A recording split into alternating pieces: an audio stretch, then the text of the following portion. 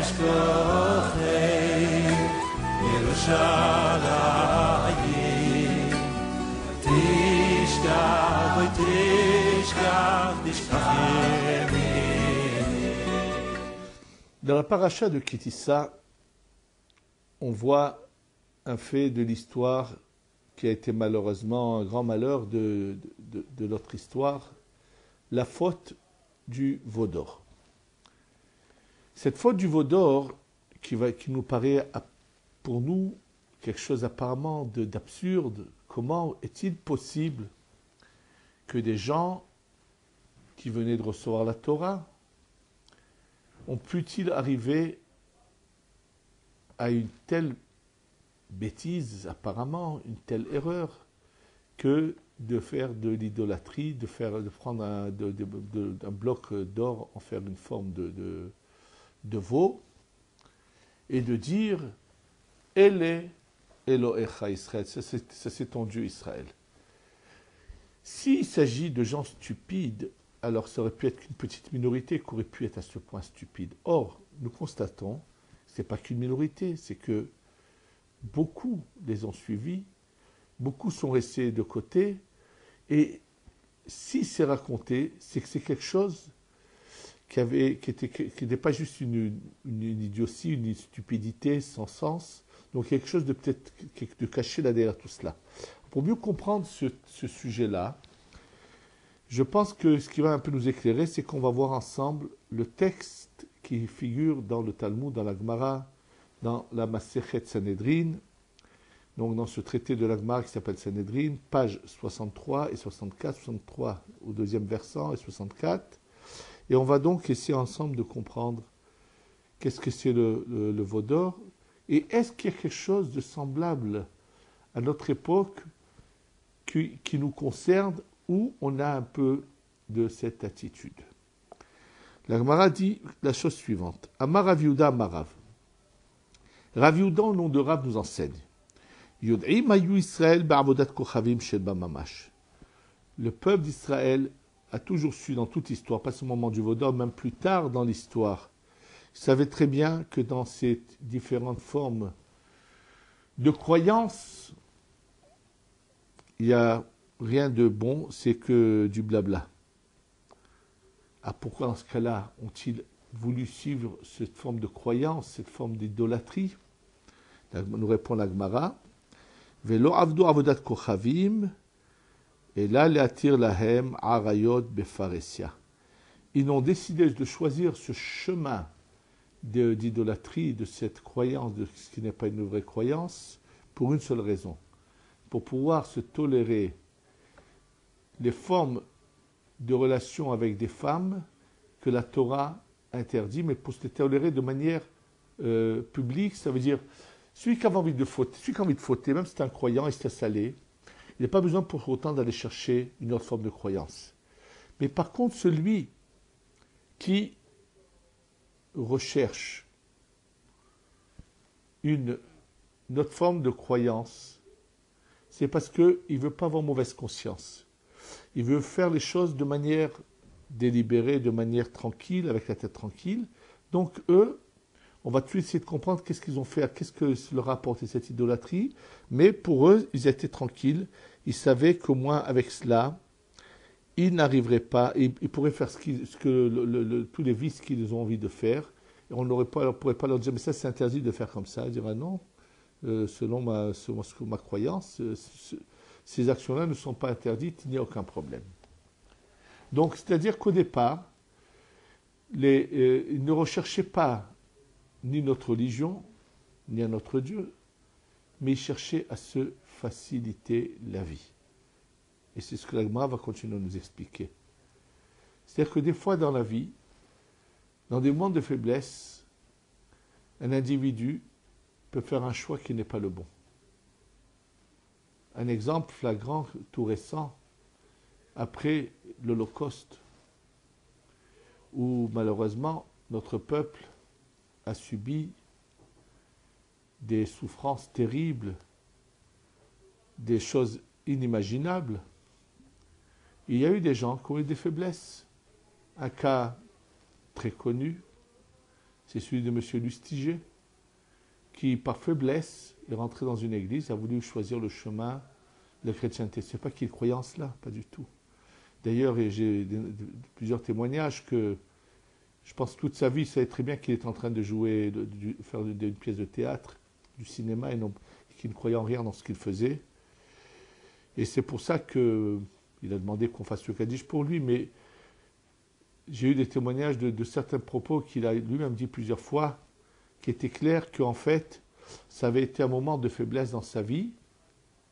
Et pourquoi après n'a-t-il pas quitté cela? On va le voir tout de suite. La Gemara dit, Métiv Rav Mesharshia. Rav Mesharshia pose une question là-dessus. Elle ramène que, à un moment donné de l'histoire, ils avaient un tel attachement à leurs idolâtries, comme quelqu'un qui languit son fils. La Gemara dit oui, une fois qu'ils sont engagés dans ce chemin d'idolâtrie, ils avaient du mal à quitter ce chemin d'idolâtrie dans lequel ils s'étaient engagés. Tashma, la Gemara ramène encore autre chose. Venatati pigrechem al pigre gilulechem. La Gemara raconte une histoire. Il est dit, Dieu prévient, attention, je ferai tomber vos corps morts sur cette idolâtrie qui sera aussi détruite et jetée, donc je me jetterai sur eux. Et là, on nous raconte, Amrou, il est raconté que Eliyahu Hatzadik, donc il y a un avis, Eliyahu Hatzadik, était en train de tourner autour de Jérusalem, et au moment, malheureusement, de la destruction du premier temple,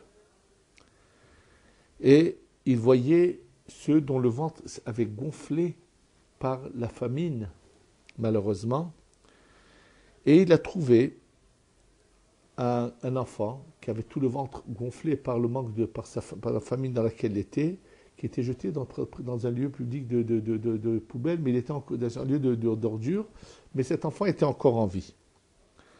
Alors il lui demande, de quelle famille es-tu? Il lui dit, moi je suis de telle famille. Il lui dit, qui est resté de ta famille? Il lui dit, il n'y a personne à part lui. Il lui dit, Eliyahu dit à cet enfant, si je t'enseigne quelque chose avec lequel tu vis, tu es prêt à étudier? Il lui a dit oui. Alors il lui a dit, tu sais quoi, tu vas dire tous les jours, Shema Israël Adonai Eloheinu Adonai Echad, c'est-à-dire que tu vas reconnaître qu'il y a un Dieu unique, et c'est tout.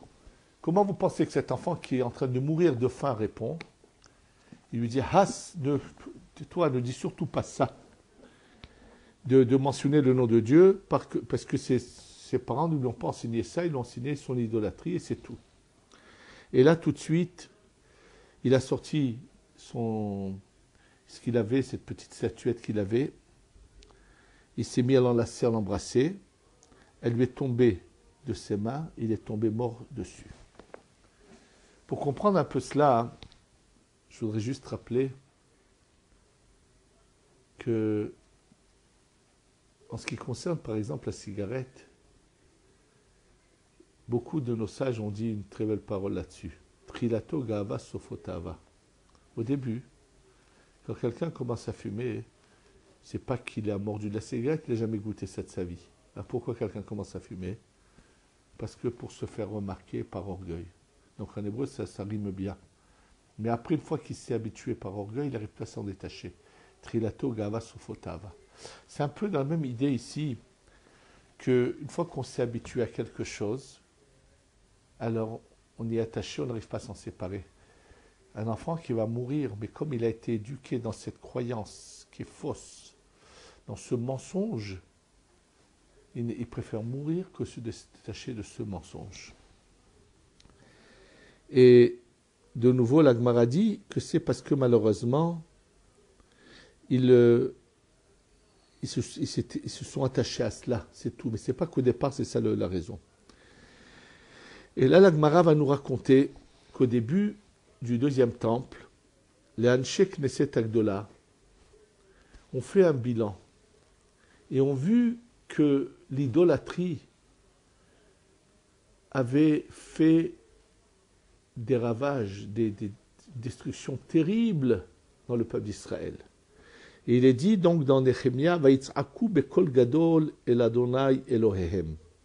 Ils ont crié, les Anshei Knesset se sont réunis, ont crié devant le temple, dans le temple, avec une grande voix, Dieu leur éternel. Et qu'est-ce qu'ils disaient? Malheur, malheur. C'est ça qui a détruit le premier temple, qui a brûlé le Echal, l'emplacement du Echal, qui a fait qu'on a tué tellement de tzadikim et qui a provoqué l'exil du peuple d'Israël de sa terre, d'avoir suivi l'idolâtrie. Et ils continuent à être parmi nous. Et ils ont dit, Dieu, pourquoi tu lui as donné ce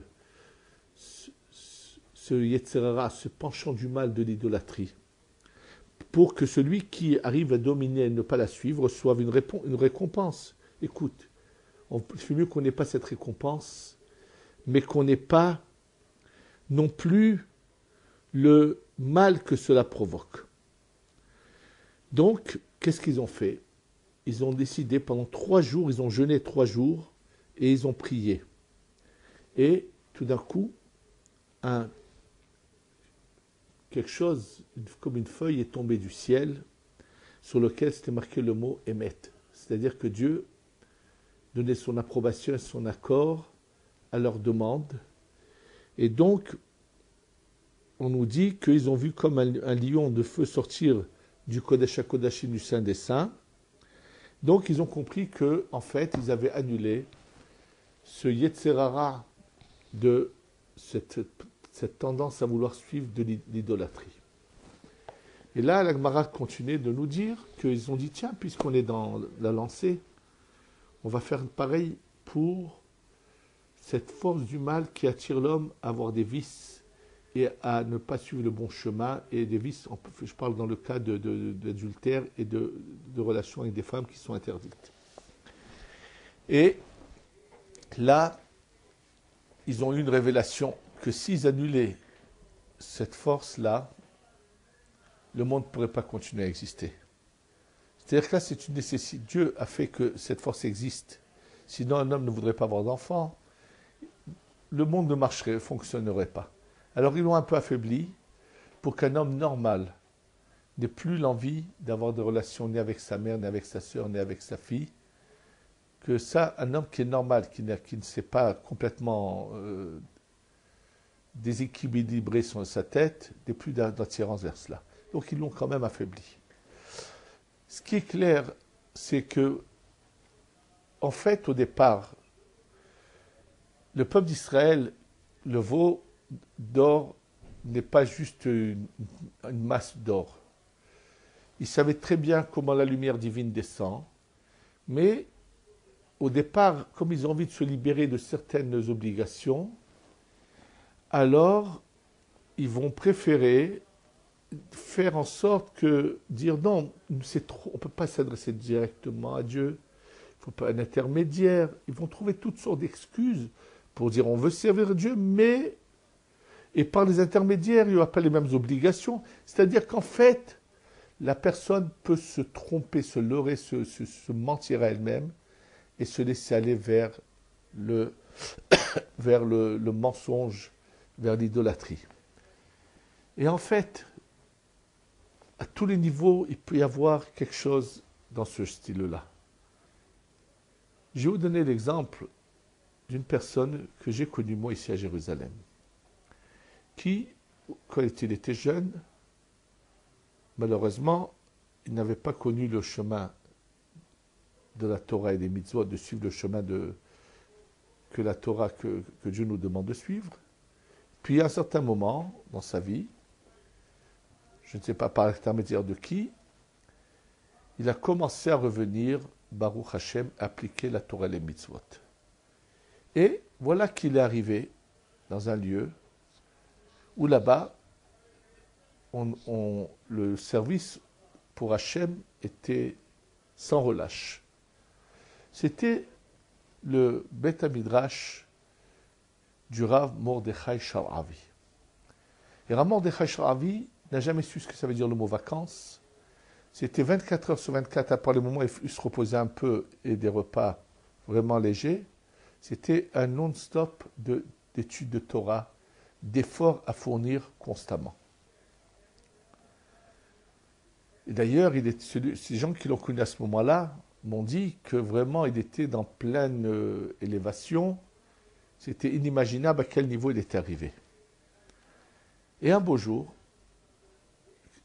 la personne qui lui a fait malheureusement commettre une erreur l'a reconnu, me l'a raconté. Je connais la personne qui a subi ce qu'il a subi et celui qui lui a fait faire cette erreur.